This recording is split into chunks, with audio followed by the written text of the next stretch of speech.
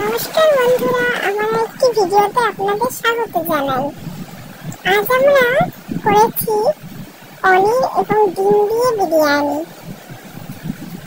যা সাধারণভাবে ঘরে সমস্ত জিনিস যেগুলো রাখা থাকে সেগুলো দিয়ে আপনি এই পদটি ভালোভাবে করে নিতে পারেন এবং খুবই সুস্বাদু হবে এই খাবারটি।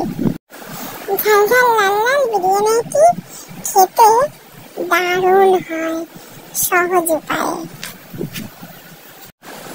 কিছুই লাগে না, শুধু পেঁয়াজ, গরম মশলা গুঁড়ো আর আপনার চাল, ডিম, পনির, আলু আর আপনার বিরিয়ানি মশলা আর দই টই কিচ্ছু লাগে না। সহজ উপায়ে আপনি বিরিয়ানিটি চটজলদি তৈরি করে নিতে পারেন।